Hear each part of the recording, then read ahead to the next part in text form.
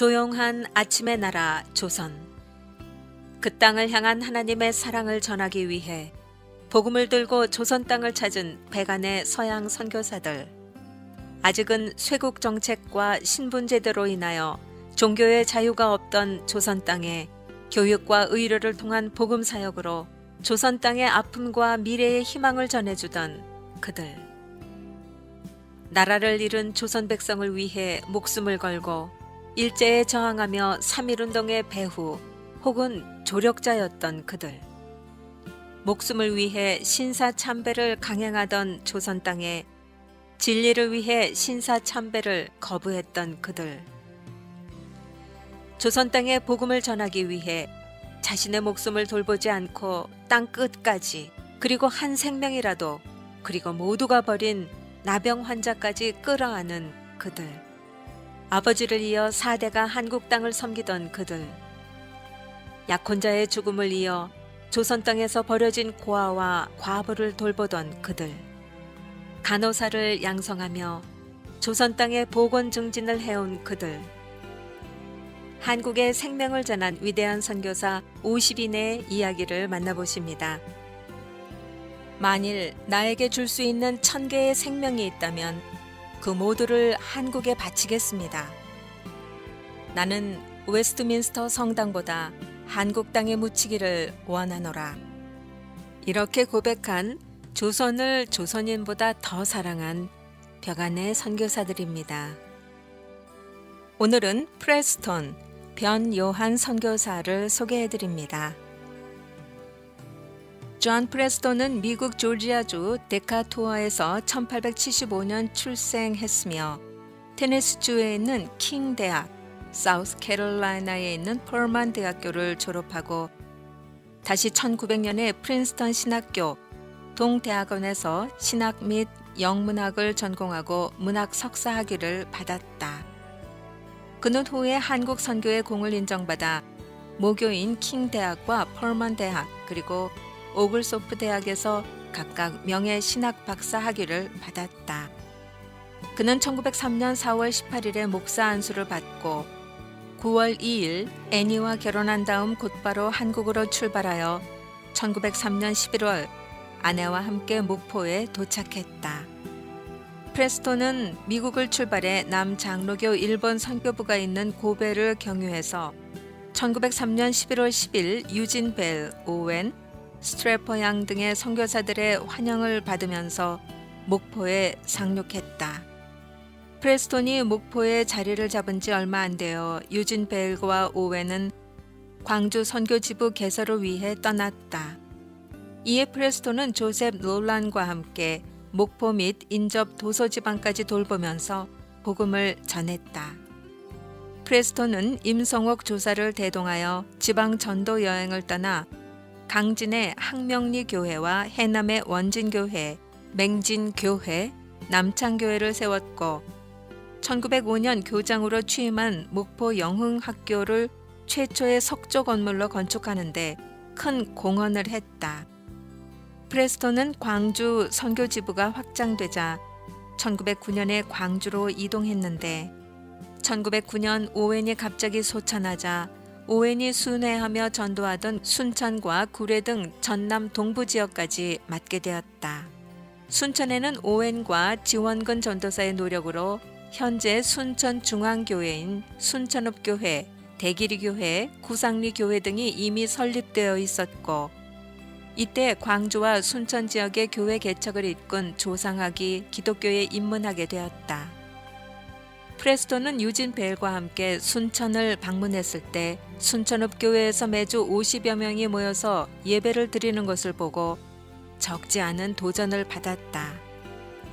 이곳에 미국 선교사들이 들어오기 전에 이미 선각자의 기독교 신앙을 받아들이고 신앙 공동체를 형성하고 있었던 것이다.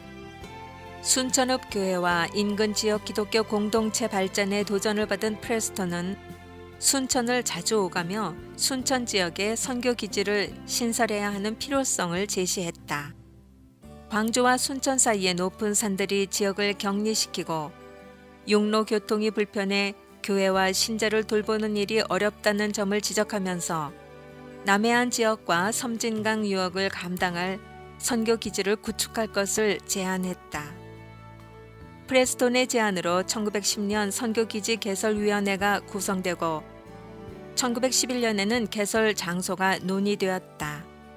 순천과 벌교가 주요 후보지로 거론되었는데 벌교가 당시 교통 및 상업 중심지였지만 앞으로 순천의 발전 가능성이 더 클 뿐 아니라 여수지방의 도서 선교에도 유리한 지리적 이점이 있음을 고려해 마침내 순천의 선교지부를 설립하기로 결정했다.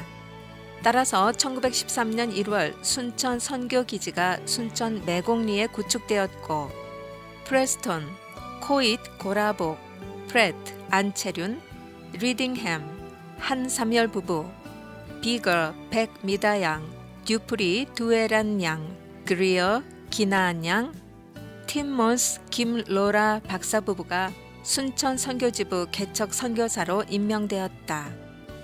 남 장로의 선교지부는 1913년 4월 순천 선교지부 선발대로 프레스톤과 코잇 가족을 순천으로 보내 매곡동 선교사 주택에 짐을 풀고 선교 활동에 들어가도록 했다. 당시 매곡동은 가난한 집안의 아이들의 매장지로 사용되고 있었는데 미국 남 장로회 선교사들은 이곳에 교회와 학교를 세워 복음의 전진 기지로 활용했다. 프레스톤은 광양, 구례, 보성, 여천, 여수, 고흥 등 전남 동부의 광활한 지역을 맡아 활동했다. 그는 1911년 안식년을 보내고 귀국한 후에 교육을 통한 선교에 많은 관심을 가졌는데 이렇게 해서 코잇과 같이 시작한 것이 순천 매산학교이다. 매산학교는 1910년 4월 순천 금곡동에 사숙을 설립해서 영어와 성경을 가르쳤으며 은성학교라는 학교명으로 시작해서 매산 남학교와 여학교를 건축했다. 1913년 4월 매산 남학교는 초대교장 코잇, 1921년 4월 이대교장의 크레인이 봉사하면서 가난한 학생들이 일하면서 공부할 수 있도록 했다. 그러다 1916년 성경을 정규 과목으로 가르치는 문제로 일본과 충돌해서 1차 폐교 당했다.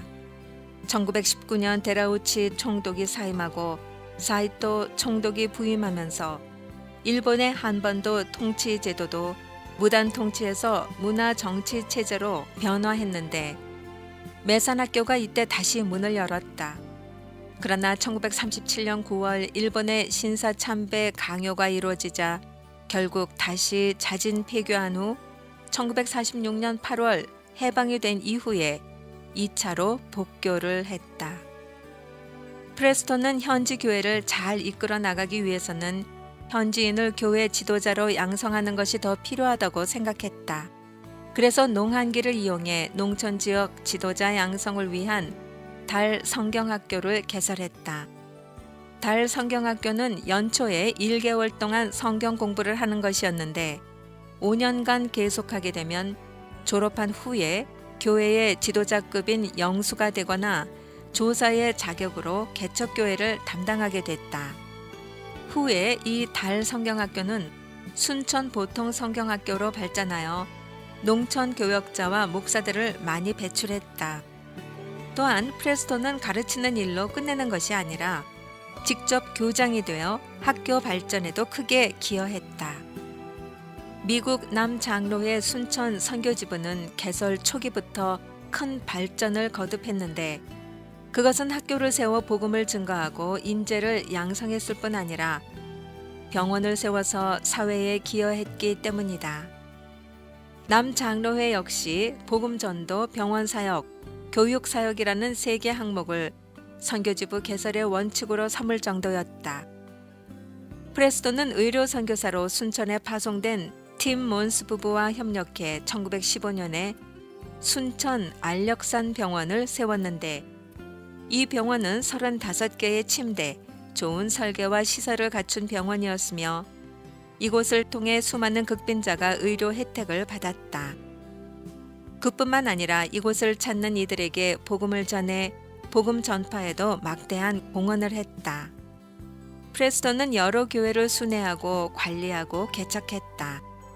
부락마다 다니면서 쪽복음 성경을 배포하는 등의 다양한 전도를 했고, 교회 건축비를 지원하고 대출해주는 방법으로 많은 교회를 설립해 전라남도의 부흥을 일으키는 도화선 역할을 했다. 프레스톤은 1907년에 설립된 여수 우항리 교회, 해남군 원진교회, 화순군 대포리 교회와 1908년에 세워진 순천 신평리 교회와 1909년에 세워진 순천 월산리 교회, 해남군 남창리 교회 등을 개척하거나 심호했으며 1917년에는 곡성의 석곡교회를 설립했다. 그러나 이렇게 헌신적으로 선교 사역을 감당해 오던 프레스톤을 비롯한 순천 지역 선교사들은 신사 참배 문제로 노회에서 탈퇴한 후 순천을 떠날 수밖에 없었다. 1940년 그가 가르친 한국인 사역자들은 프레스톤을 배웅하며 순천역에서 환송 예배를 드렸다. 그러나 일본은 이것을 문제 삼아 이날 순천역에 나갔던 목사와 전도사들에게 미국 첩보원이라는 누명을 씌워 순천 경찰서에 검속했다. 이 사건은 이후 해방될 때까지 일본에 의한 전남 동부 지역 기독교 박해의 서곡에 불과했다. 구례읍 교회의 양용근 목사는 건강이 좋지 않은 상태에서 수감되었다가 1943년 12월 5일 광주 형무소에서 옥사당했다. 제주도와 전라남도를 오가며 목회 활동을 하던 이기풍 목사는 여수 경찰서에 구속되었다가 병으로 풀려나 1942년 6월 20일 주일에 하나님의 부름을 받았다. 사랑의 성자로 알려진 손양원 목사도 기나긴 감옥 생활을 겪어야 했다.